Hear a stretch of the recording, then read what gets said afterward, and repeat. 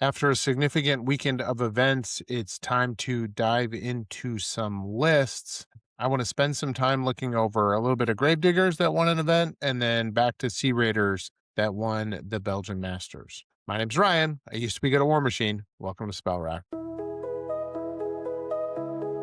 Last week, I mentioned that my boogeyman list right now is Kane. Although Kane did not have a great weekend, or I should say, Gravediggers and the whole of Signar didn't have a very good weekend as far as win rates. However, Brandon Owens stood head and shoulders above everybody else with his 4-0 victory in an IG qualifier where he played Kane all 4 games. So let's take a look at his Kane list. As I bring this list up, you will notice very little blue and a lot of green. One thing that is kind of cool about Kane that I think will attract a lot of people to him and why I think you're just going to see such tremendous play rates out of him is he is a super solo. You can just build a really good list, or you can just take what you want. It has to synergize, but it doesn't have to synergize necessarily within Gravediggers or Storm Legion. Okay, so Kane himself, we talked about him last week. Incredible, potent threat all by himself. Here he is bringing Deuce as his only warjack. It makes sense. Deuce has accumulator off of gun mages.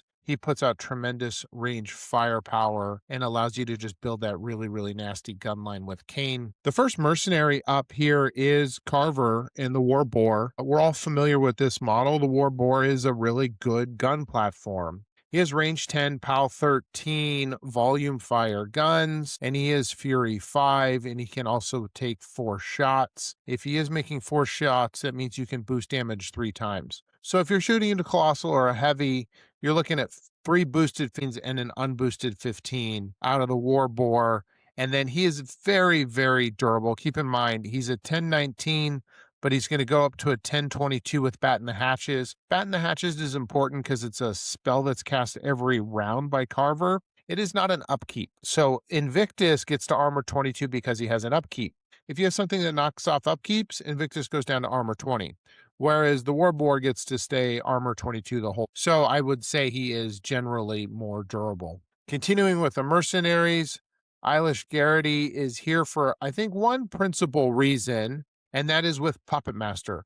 Puppet Master is going to allow you to put a reroll on a model. So when you're going with Kane on his feet turn and you need not snakes or you need 4s to hit something that's defense 15, this makes sure you don't miss one of those shots. And keep in mind, that shot that you miss with Kane is always the last shot.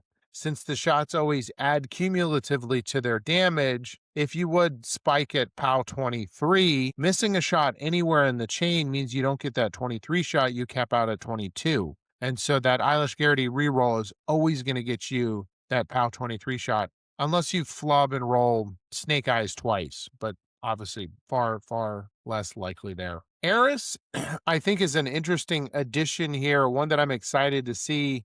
I played a decent amount of Eris last year and I liked her. With the January update, she did go from 5 boxes to 8 boxes. So at her 16-14 stealth frame, where she can be very kind of hidey, it is harder to just shoot her with a blast damage and boost and accidentally kill her. So 8 boxes, very, very helpful there.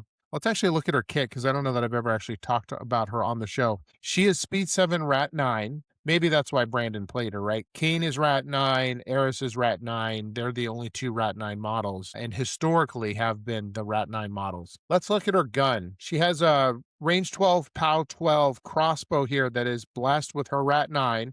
So she's very likely to hit with it. And she has shot types. Deadly shot, not the most important. It just deals 3 flat damage. Disruption bolt is really where Eris shines. And it has been the hallmark of this model since it existed as Eris 1. I think this is Eris 5. Yeah, 5. Okay, so Disruption Bolt says a model hit loses all focus and fury, period.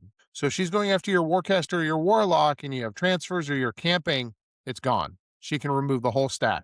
And then additionally, a Warjack hit suffers disruption. Disruption says you can't have focus on that Jack next turn, and that can't be shaken. So that Warjack gets to walk and use its initials, but that's it.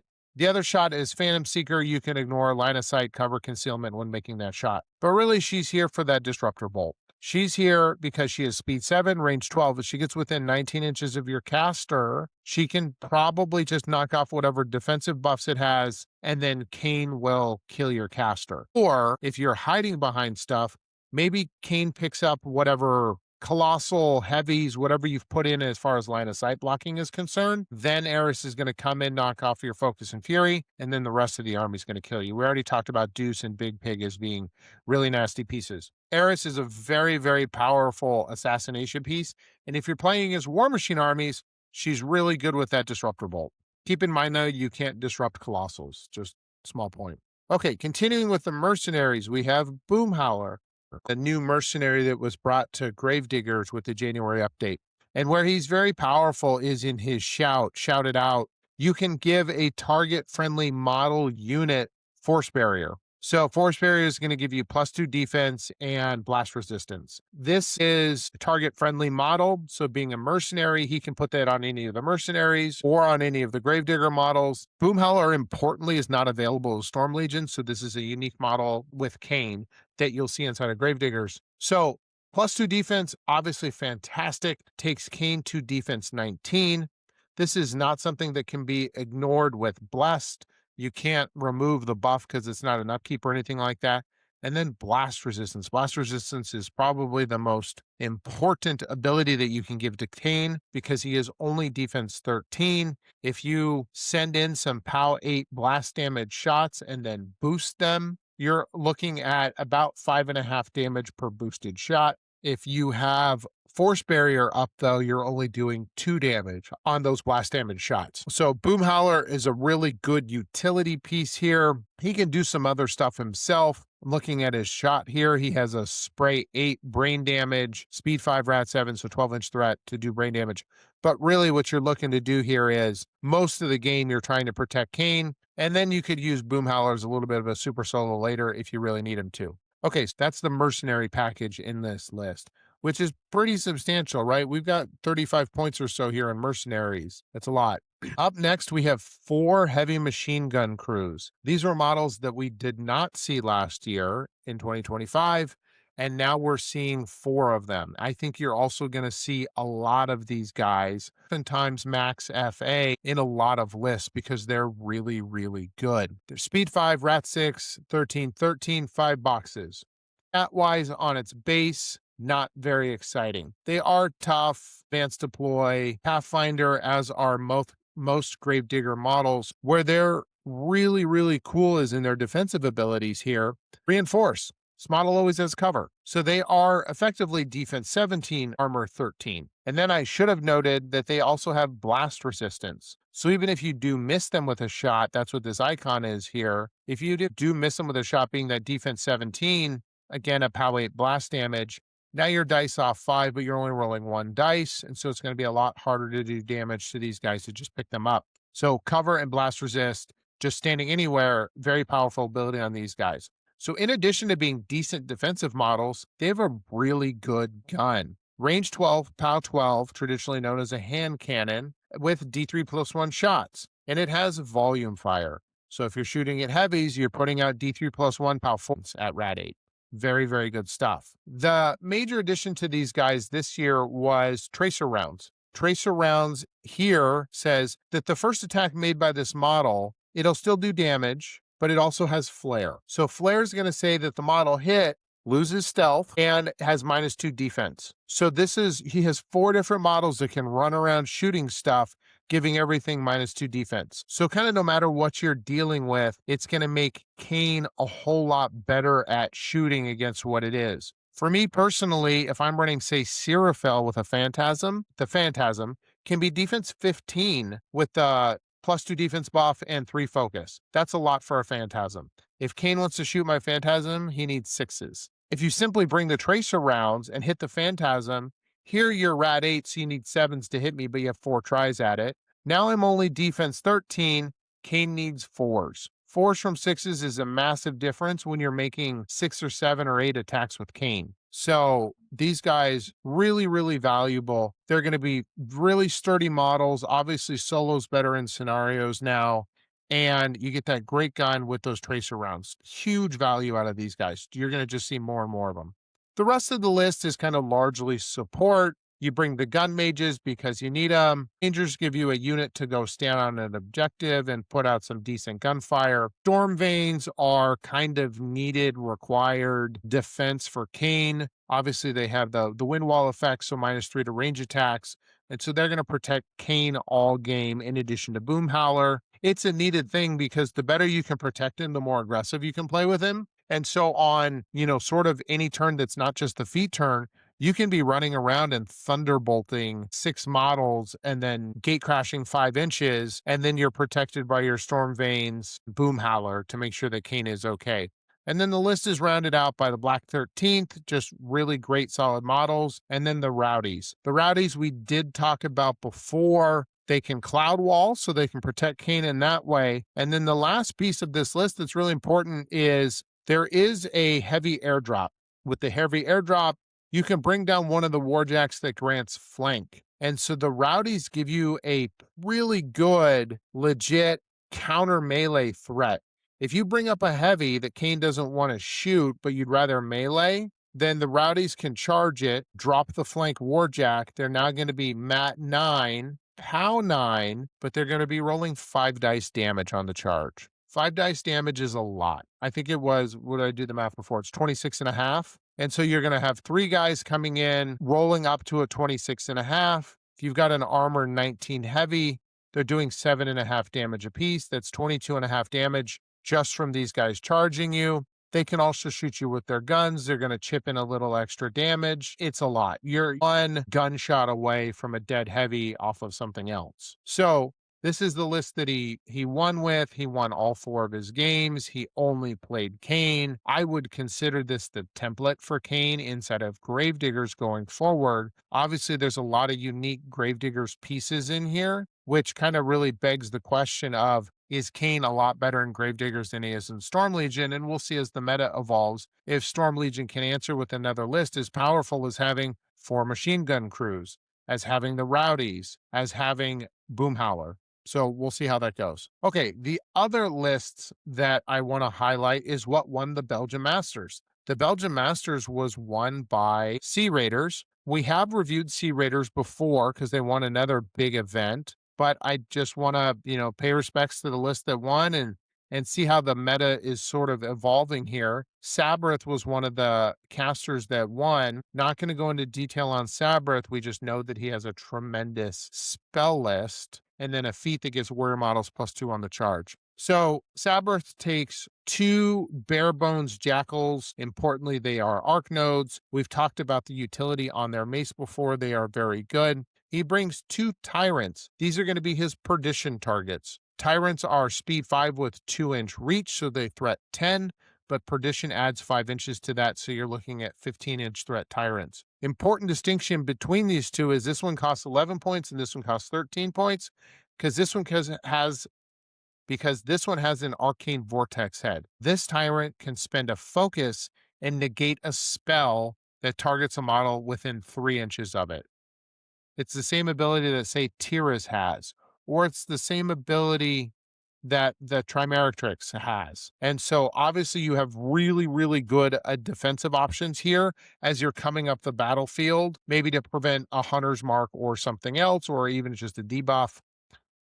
This tyrant is going to bring a lot of value for those 2 points. Coming down for the rest of the list, Khaldun Lord Damien is in here. He has Spell Slave, so he gets to cast one of Sabreth's spells. He has Hex Blast, so you can imagine a lot of times he's going to be casting a range 10 Hex Blast to knock off upkeeps. It's a very good spot for him. Or he can simply walk around casting Ghost Walk, right? Ghost Walk, a tremendous spell. Then we have Magnus and Invictus. I feel like Invictus was one of the bigger glow-up models in January that hasn't really been talked about yet, or at least I haven't brought it up significantly. Invictus is very powerful for his 20 points. Invictus has a base 13-inch threat after he gets Energizer at mat 7, POW 19 with chain weapons, so he's going to ignore your shields. There's a lot of times your more durable heavies have shields, and so that POW 19 is really worth a little bit more. Most of that is the same as it was last year. He did gain +1 POW. But what has really changed about Invictus is 2 items. One, he gained aggressive. So now he charges for free. Charging for free on a Warjack, on a War Beast, it's also important. But if you have a Fury 4 or Fury 5 War Beast that has to pay to charge, you're spending 1 Fury out of 5 or out of 4. Warjacks only ever get 3 focus, and when you have to spend one of those 3 focus to charge, it is just a higher percentage of your stack, okay? And so you get much more output out of your Warjacks if they have aggressive and they can charge for free.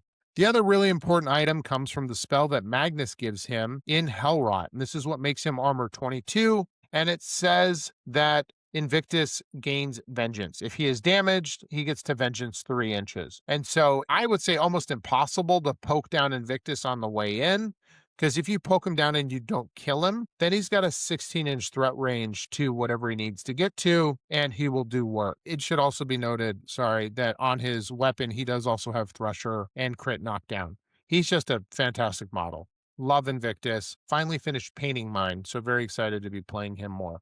All right, coming down on the list, Reaver Commander. This is a staple in Sea Raiders lists. Really, I would say kind of the innovation here with these lists, and you'll actually see the same thing in the Butcher list that we're going to talk about here in a minute, is 2 units of Rock Harriers. Rock Harriers, we didn't really see much of last year.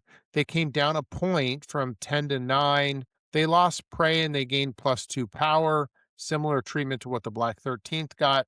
So these guys they're 1316s stealth cavalry models. Cavalry, obviously a very powerful ability. Cavalry models always have reposition.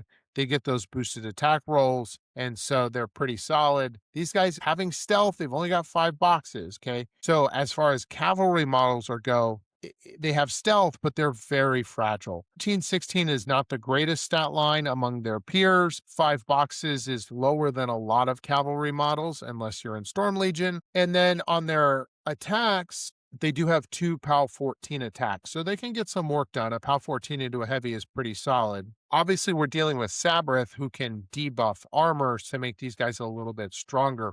I think the important thing to think about with the Rock Carriers is as their base, they threat 12 inches.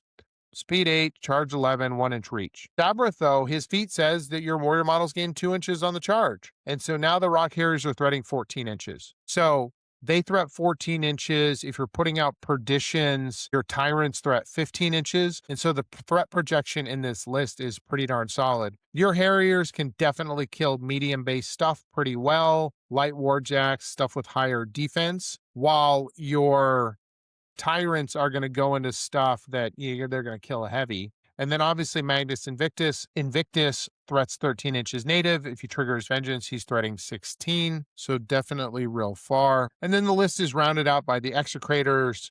Maybe the best character unit. They're very, very good. And then the Barragers. These are just medium base ranged units. Range 12, POW 14 to Blast 8. They are Rat 6. So very solid models. 12-16 stat line. They're just a good unit for 8 points. Okay, so that's Sabreth. Let's get to Butcher, because we haven't talked about a Butcher list this year. I did talk about Butcher in my I gave out, and I had an award ceremony episode earlier in the year, and I talked about Ursus being the scariest melee list. So I don't want to get into his kit too much, other than to remind people that Butcher himself is a homicidal maniac, and he will kill anything he touches himself. He has Blood Quench, so he can be crazy tanky. His feat gives D3 plus 2 models effectively Weapon Master. It's an additional dice on damage rolls. If you're already a Weapon Master, you can add additional dice as many times as you want. It's also not limited to warrior models. You can give this to a Warjack, War Beast, Monstrosity, whatever he's got going on. It is friendly faction though.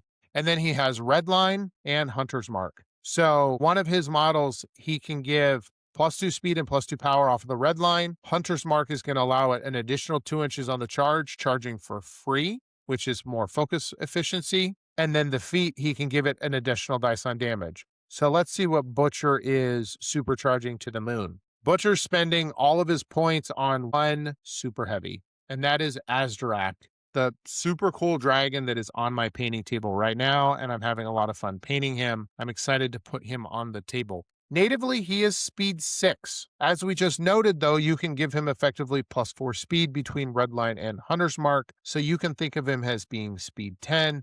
He will charge 13, and then he has 2-inch reach. So he's going to have a 15-inch native threat. Redline's also going to give him +2 POW, so he's going to be a POW 21 on the gore. He has beat back, so if you do leave something close enough to your Warcaster and he can hit it, beat it back, and then get to your Warcaster, or maybe he wants to try to kill 2 heavies if he's under feet.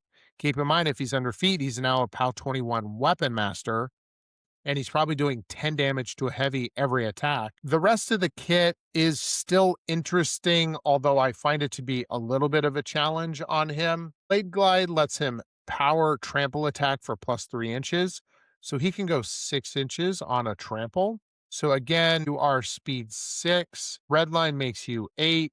And then you could trample for 14 with 2-inch reach is a 16-inch threat. I'm not counting Hunter's Mark here in anymore because you're not charging a specific target. And then Threshing Blades does give him very powerful tramples, but again, you're giving up all your initials, and so I think it's a tool in his toolbox, but it's probably not his primary use in this list. He does have Reposition 5, which is a very powerful ability on a model like this that you are going to want to try to keep safe. If you're going to go into a heavy and just clean up a 12-point heavy and then lose this guy, that's a bad trade for you. If you can kill a heavy and then repo 5 to get into a position where you're going to survive the next round and then go kill another heavy or unit of cav or whatever it is, heaven forbid a Warcaster, then you're getting his value for him. Looking at the rest of the list, it is a Jackal.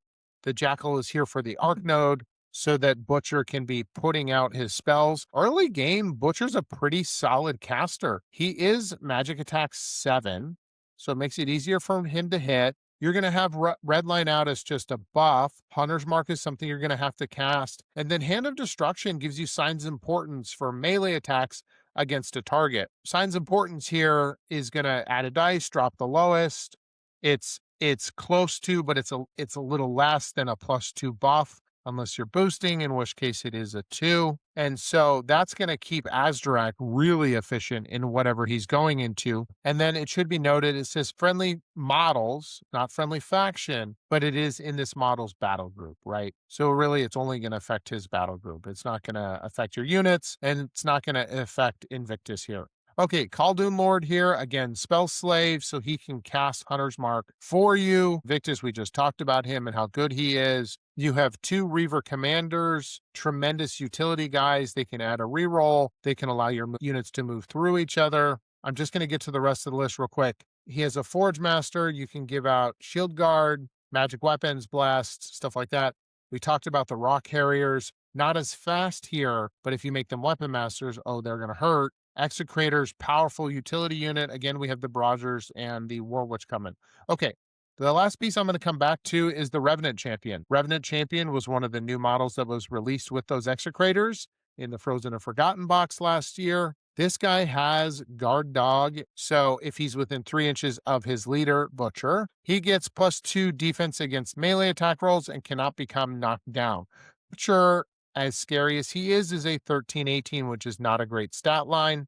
If you get some Blood Quench tokens and he's armor 22, it starts to look a lot better. But otherwise, Guard Dog is going to allow you to put Butcher into scarier positions and still end up being okay. He also has Shield Guard. And so you're going to be able to shield guard those super important abilities. If you are playing this list into that Kane list, and he brings up Eris to shoot off all of your focus, you can shield guard that shot. So this guy for 4 points is a pretty darn good utility solo. And then when you need him, he's got a couple of 13 attacks. He can get a little bit of work done. He's pretty durable himself too. All right, so that's the Sea Raiders pair. I'm excited to see these two together. I am a House Callus player, but Sea Raiders are my alternate faction. Like I said, they're on my painting table right now.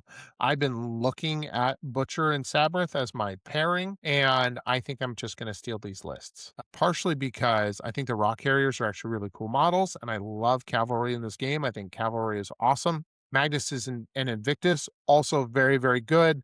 Like I said, Invictus, one of my favorite models in the range, just finished painting him, so I really want to put him on the table. And so I get to put him on the table no matter what in both of these lists. A good place for me to kind of get started here and learn the ins and outs of these lists. Okay, everybody, I hope that helps you with your planning and your list prep and whatever gauntlet you want to run your lists up against. I look forward to doing more of these with a little bit more diversification. Okay. We've done C Raiders twice now, and the Kane helped balance us out. So, somebody not C Raiders, no offense to C Raiders player, go win a big event so that I can review Storm Legion or Brine Blood or Shadow Flame.